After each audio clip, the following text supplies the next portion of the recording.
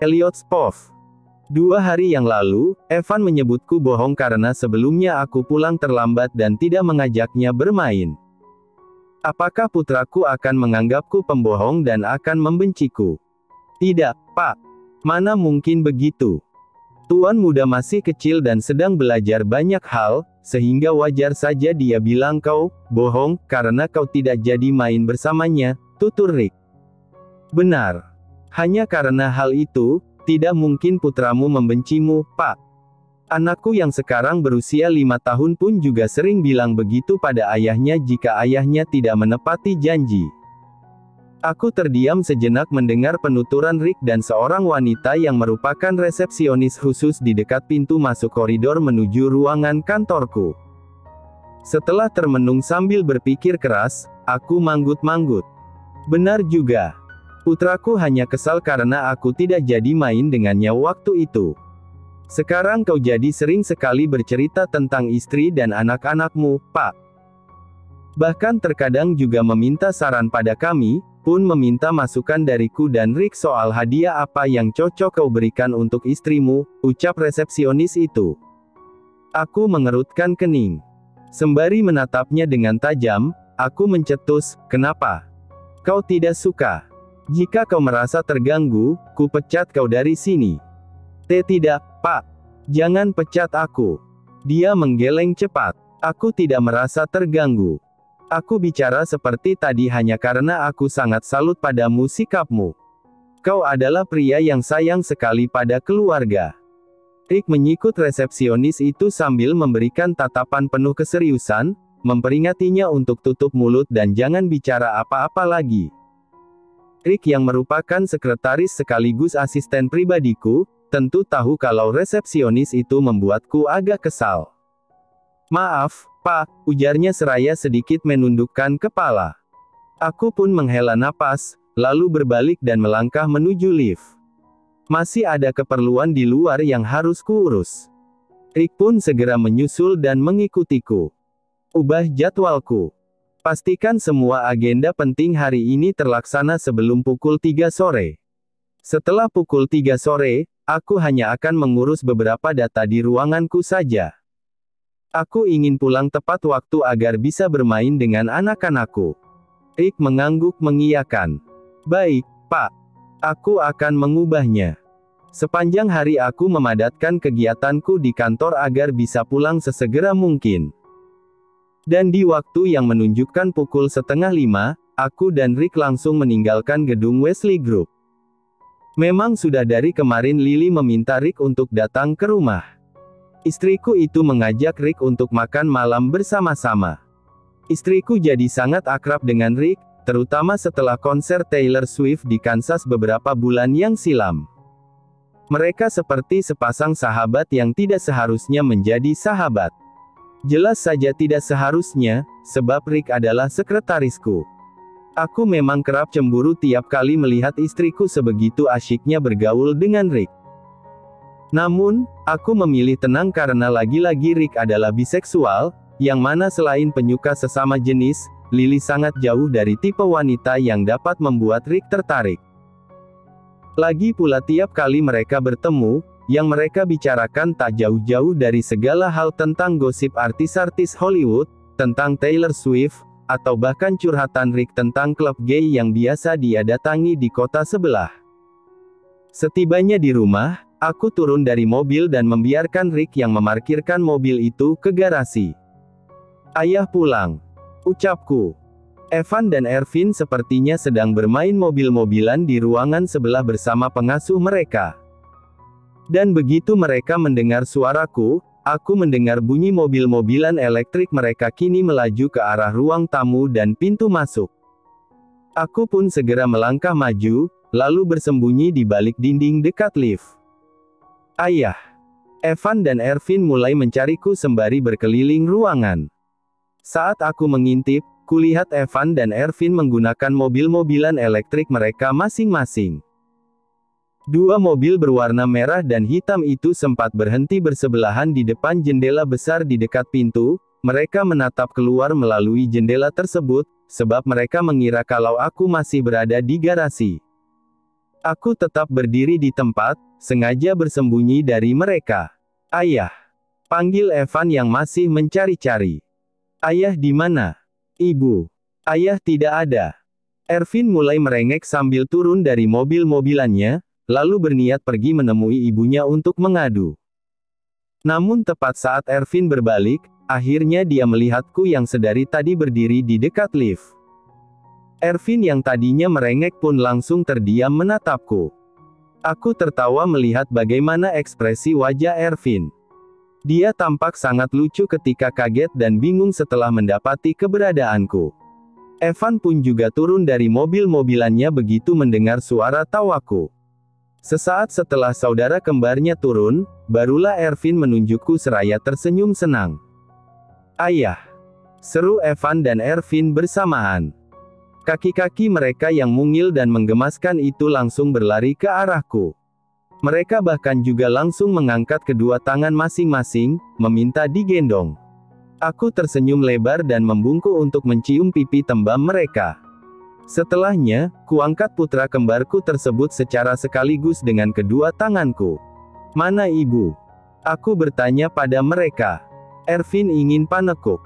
Ibu membuat panekuk untuk Ervin, jawab Ervin sambil menunjuk ke arah koridor dapur. Kenapa kau tidak minta bibi pengasuh saja yang membuatkannya? Tidak mau. Ervin menggeleng-gelengkan kepala. Mau buatan ibu. Kasihan ibumu yang sedang hamil. Kau tidak lihat ibumu jalan saja harus kesusahan. Ervin cemberut dan tetap menggeleng berkali-kali. Sambil menggendong Evan dan Ervin, aku pun melangkah menuju dapur. Kulihat Lily memang sedang berada di sana. Dia membuat panekuk untuk anak-anak kami, sementara para pelayan sibuk menyiapkan makan malam.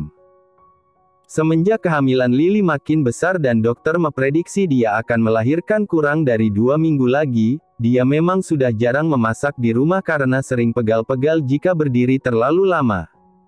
Aku pun juga tidak memperbolehkannya masak lagi dan istirahat saja.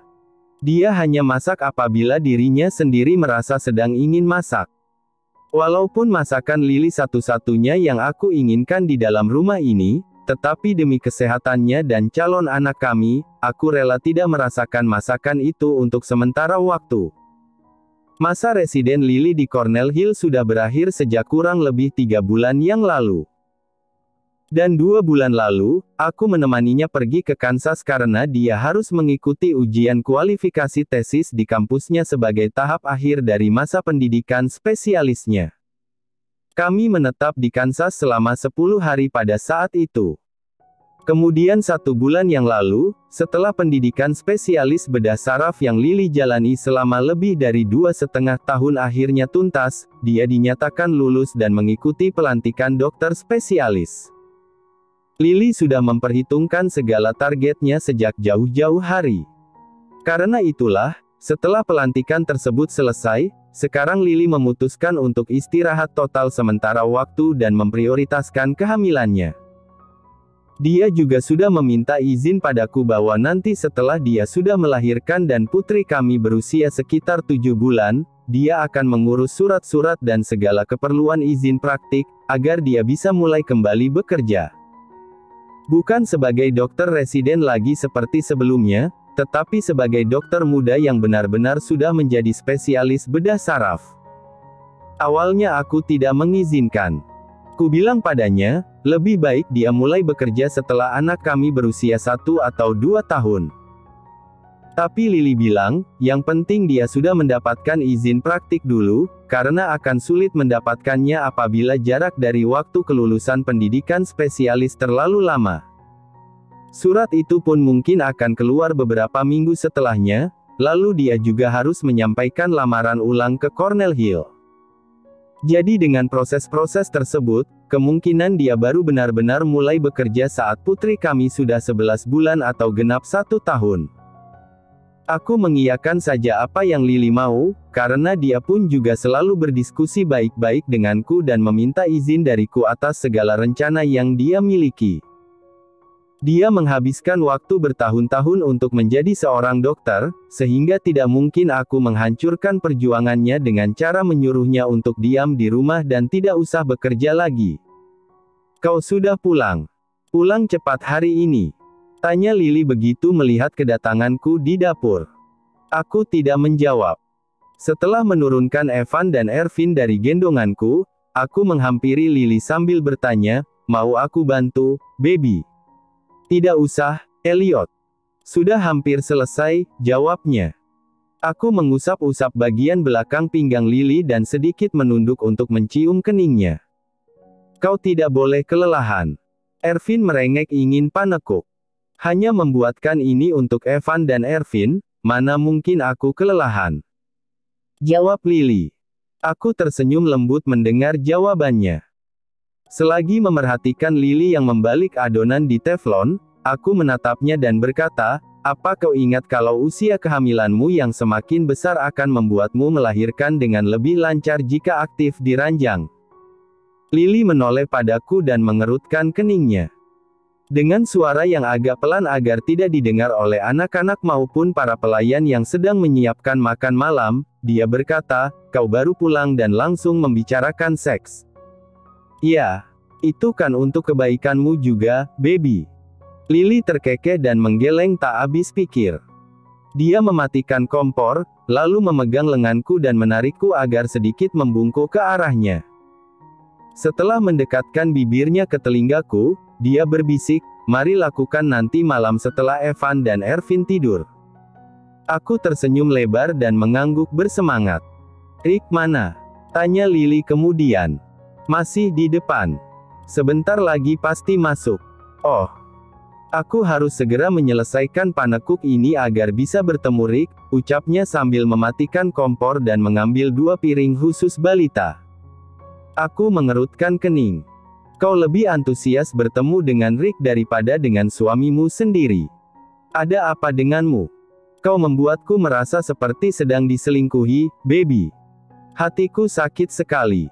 Lily tertawa. Dia meletakkan piring yang dibawanya, lalu berdiri di sampingku dan memelukku dari samping agar perut hamilnya tak tertekan.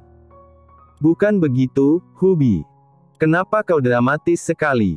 Tentu saja aku lebih antusias bertemu denganmu. Aku sangat senang kau pulang tepat waktu hari ini, sehingga aku bisa melihatmu setelah kau bekerja seharian. Aku senang juga bertemu dengan Rick, karena Rick membawakan sepatu yang tempo hari aku titipkan padanya untuk dibeli dari toko di kota sebelah. Aku kan sudah bilang tentang ini padamu, tutur Lily. Aku menatapnya dengan mata memicing. Melihat bagaimana wajah cantiknya tampak sangat lembut ketika tersenyum, tentu saja aku luluh dan langsung menciumi pipinya. Rick masih berada di luar rumah karena sepertinya dia sedang mengangkat telepon. Sekitar pukul 5:30, akhirnya Rick masuk dan datang ke dapur. Aku bermain dengan Evan dan Ervin di ruang makan, sekalian menemani mereka memakan panekuk buatan Lily sebelum mereka makan malam pukul 7 nanti. Sementara itu, setelah membuatkan teh hangat untukku, Lily duduk di salah satu kursi meja makan sambil mengusap-usap perut besarnya yang pasti membuatnya sangat kelelahan. Namun kurasa, dia tidak benar-benar kelelahan saat ini, karena di sana dia duduk bersama Rick dan mereka berdua tidak berhenti mengobrol panjang lebar. Aku pun hanya bisa menghela napas saja. Lagi pula semenjak selesai menjalani residennya di Cornell Hill dan berhenti bekerja untuk sementara, Lily yang lebih sering menghabiskan waktu di dalam rumah jadi jarang sekali bertemu teman-temannya. Selena pun hanya berkunjung sesekali saja, itu pun bisa 2 minggu sekali, sebab Selena sendiri sibuk dengan pekerjaannya di rumah sakit. Karena itulah, Lily pasti kesepian. Apalagi aku juga kerap sibuk dan harus bekerja hampir tiap hari. Kalau aku sedang di rumah, aku memang selalu menemani Lily, ada banyak pelayan juga yang bisa menemaninya. Akan tetapi, selain para pelayan ataupun aku sebagai suaminya sendiri, Lily pasti juga ingin berinteraksi dengan orang lain dari luar rumah, misalnya teman. Rick adalah orang yang satu frekuensi dengan Lily. Dengan begitu, Lily senang ketika Rick datang ke rumah, karena dia merasa ada teman dari luar. Jadi, biarkan saja dia asyik sendiri dengan sekretarisku itu. Asalkan dia senang, maka aku juga akan senang. Ayah sudah memeriksa semua persiapanmu untuk membuka ekspansi bisnis ke negara di Asia. Tapi kenapa kau tidak memperhitungkan tentang pajak yang akan ditanggung perusahaan jika cabang perusahaan sudah resmi dibuka di sana? Aku baru saja masuk ke ruang rapat di gedung Wesley Group dan melihat ayahku sudah ada di sana. Dan begitu aku masuk, dia juga langsung berceloteh seperti itu. Tentu saja aku memperhitungkannya. Memang ayah pikir aku tidak membuat persiapan yang matang. Sahutku. Pajaknya terlalu besar, Elliot. Ya, tapi kebijakan tentang tenaga kerja di sana cukup menguntungkan bagi perusahaan. Perusahaan ini sudah berdiri sejak lama dan memiliki profit yang tinggi. Kenapa kau masih saja perhitungan soal pajak, padahal profit yang akan didapatkan jika membuka cabang di negara itu bisa berkali-kali lipat lebih besar? Ayah terdiam. Aku pun berdecak pelan, lalu menarik kursi yang berhadapan dengannya dan duduk di sana. Ayah sudah pensiun dari sini 6 tahun yang lalu. Segala urusan bisnis dan perusahaan ada di tanganku. Sementara ayah hanya punya kepentingan di anak perusahaan Wesley Group di Florida dan mengawasi perusahaan kecil itu. Lantas kenapa ayah masih saja ikut campur dengan strategiku dalam memajukan perusahaan? Ayah bahkan datang jauh-jauh ke New York dan menemuiku di sini hanya untuk membicarakan soal pajak. Yang benar saja. Hei, ayah tetap punya hak untuk mengawasimu, tegurnya. Dia menghela napas, lalu melanjutkan, lagi pula ayah juga ingin mengikuti rapat rutinmu di sini hari ini. Ayah ingin lihat perkembangan perusahaan. Aku menyandarkan punggungku pada sandaran kursi dan menjawab, terserah kau saja, ayah. Kau akan takjub melihat perkembangan besar yang terjadi tiap tahunnya. Ayahku tersenyum tipis. Omong-omong, waralaba dari anak perusahaan Wesley Group di Florida, ayah akan menyerahkannya pada Louis. Aku diam menatap ayahku. Kau sudah memegang sebagian besar perusahaan dan mengelola bisnis-bisnis besar selama bertahun-tahun. Kemampuan berbisnismu sudah tidak diragukan lagi. Tapi, Louis justru sebaliknya. Maka dari itu, ayah hanya akan memberikan perusahaan yang selama ini masih ayah awasi di Florida. Yang barusan kau sebut. Aku mengerjap lambat dan mendengarkan semua perkataan ayahku. Itu hanya anak perusahaan yang tarafnya juga masih kecil. Louis pun juga sebenarnya bekerja di dunia seni. Tapi, Louis tetap punya hak untuk itu agar dia juga bisa belajar untuk mulai berbisnis dan mengelola perusahaan. Jika ayah sudah pensiun total, maka kau tidak akan makin terbebani karena perusahaan di Florida sudah dipegang oleh Louis. Ayah memberi jeda sejenak. Dari raut wajah dan tatapannya, aku tahu bahwa dia agak canggung membicarakan tentang ini kepadaku. Kami semua memang sudah berdamai dan keadaan pun juga baik-baik saja. Namun sepertinya, ayah mungkin tetap khawatir jika aku akan merasa tidak terima atau bahkan marah. Padahal, aku sama sekali tidak merasa begitu. Berkat Lily, aku dapat menerima segala masa laluku dan bahkan mampu bersikap bijak pada segala hal yang terjadi. Ayah sudah bicara pada ibumu tentang hal ini. Ibumu menyetujuinya, tapi ibumu berkata pada ayah bahwa kaulah yang paling harus ayah ajak bicara. Jadi, bagaimana menurutmu? Apa kau keberatan? Aku tersenyum tipis. Aku tidak keberatan. Itu adalah hakmu untuk memberikannya pada Louis, karena Louis juga anak kandungmu. Ayah mengulas senyum padaku, lalu menjawab, terima kasih, Elliot. Nanti jika Louis menyetujuinya dan mulai mengelola perusahaan kecil itu, tolong bantu dia jika dia membutuhkan bantuanmu. Aku menjawab dengan anggukan pelan. Aku dan ayahku memang berada di ruangan ini lebih cepat dari waktu rapat yang sudah ditentukan. Maka dari itu, 15 menit kemudian, jajaran direksi perusahaan yang merupakan bawahanku, baru datang dan langsung duduk di kursi masing-masing. Rapat berlangsung cukup lama. Hingga di tengah rapat ketika aku sedang bicara, tiba-tiba pintu ruangan terbuka. Aku pun berhenti bicara dan menoleh, lalu melihat Rick memasuki ruangan dengan terburu-buru. "Ada apa?" tanya seorang wanita yang merupakan manajer keuangan dan duduk di kursi yang paling dekat dengan pintu. Rick tidak menjawab. Dia menatapku dengan wajahnya yang agak panik, aku pun mengerutkan kening selagi balas menatapnya. Tanpa menghampiriku dan tetap berdiri di dekat pintu untuk membuka pintu itu lebar-lebar, Rick berkata, "Kau harus keluar dari sini sekarang, Pak. Kita pergi ke rumah sakit. Nyonya Lily melahirkan."